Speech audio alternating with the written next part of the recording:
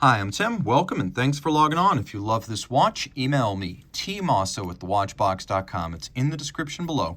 Your purchase and pricing email question line for buying this or any watch you see on any of our platforms. Please reach out to me directly. My email is tmosso@thewatchbox.com for pricing.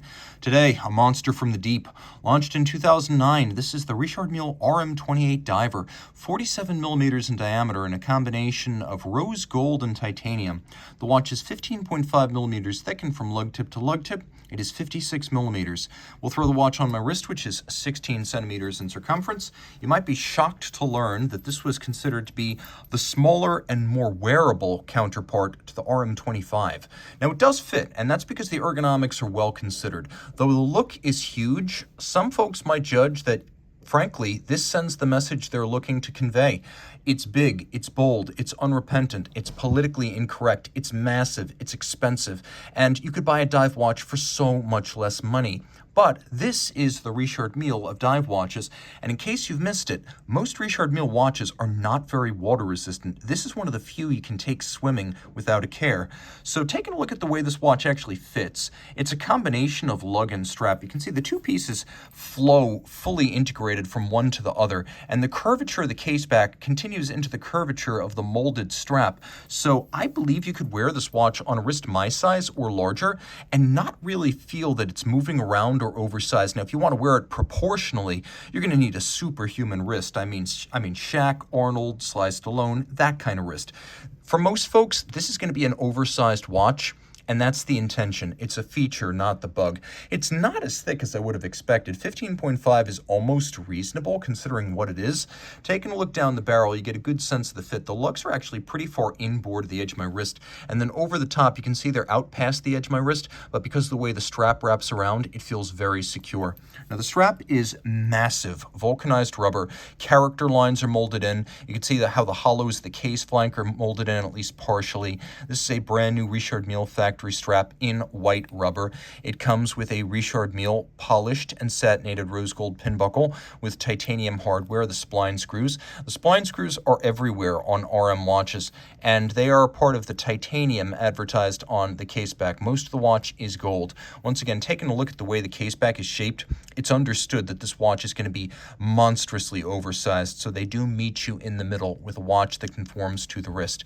You can also appreciate that the crown, which is made of titanium, features the same shape as the spline screw. The crown has a rubber shoulder. It is a screw down. The watch is 300 meters water resistant. We have this unusual dished diving bezel.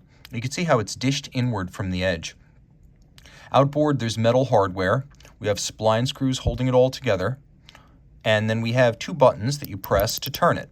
It is unidirectional, so it can only turn in one direction. It can only shorten a dive. It cannot extend a dive accidentally. Line up the index with the minute hand. Now you have a 0 to 60 minute count-up timer. This is an incredibly crisp feeling bezel, but you can only operate it if you press these two triggers down.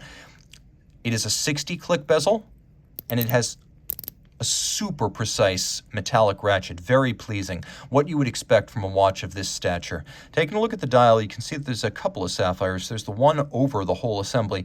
Then there's another one on which the features of the dial are actually printed, and you could see a carbon fiber flange outboard on which the individual hour indices are mounted. We have these etchings into the dial sapphire that have been filled with a white lacquer to create the image of the numerals. That's a fascinating font that they used. Perhaps a little bit of an oversight that that font is not the same as the font on the bezel. Now let's take a look at some of the features we've got here. We have a hacking or stop seconds function, so if you wish to set your watch to a known accurate reference time, you can easily do so. And then if you wish to rapidly adjust the date, which is down at 7 o'clock, you can easily do that as well. And you can see that the date wheel itself operates as a skeletonized carousel around the dial, and there's a little light-colored panel that creates a silhouette of the numerals so you can read the date down at 7 o'clock. The movement is made of titanium, grade 5, designed to reduce the amount of mass of the movement, and that's based on a Vaucher core caliber, but it's extensively re-engineered, including titanium construction and skeletonization to become the Richard Mille caliber RM028. So this is essentially a movement you're only going to find in Richard Mille watches, and the RM028 is a dual barrel, 55-hour power reserve, automatic winding, high impact resistant, 5-position adjusted, 32 joule motive power source for this watch. So here's how this works. You've got this rotor with variable inertia wings. If you're a very active person, your Richard Mille watchmaker can reduce the tendency of the rotor to turn, reducing the amount of energy transmitted through the winding system and potentially conserving it. If you're very inactive, then you want to have maximum polar moment or turning force. So you'll adjust the wings through your Richard Mille watchmaker to make this a more vigorous and easy winding system that responds to even the slightest motion. Now with 2 barrels, you get 55 hours of power reserve, which is not a ton, but having 2 barrels with phased flat hairsprings inside, you have this wonderful sort of flat, and when I say flat hairsprings, I mean flat torque curve. So when one is strong, the other is weak. When the other is strong, the first one is weak. So they sort of hand off to each other as they unravel and send their energy to the escapement. So from maximum wind to just about the point it drops dead, very consistent torque gets to the escapement, which makes for very consistent timekeeping. It is 5-position adjusted, which is the high horology and chronometer standard. You can see it's Vaucher based because just below the balance there's the Vaucher star.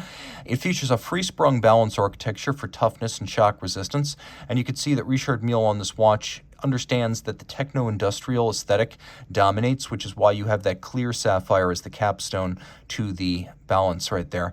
Everything's been either blackened, polished, or satinated gray. It's a really muted look. And then there's shock absorbers at the corners so that if this watch is shocked, less of that will be transferred from your wrist to the movement. A durable sea monster for your wrist. Not so much a racing machine. That's not that kind of Richard Mille. This one is for the waves. Reach out to Team Mosso at thewatchbox.com for purchase and pricing details. I wasn't going to leave you hanging. Of course I'm going to give you a loom shot. Note all 3 hands, including the seconds hand, so you know it's running when you're in the dark and the depths.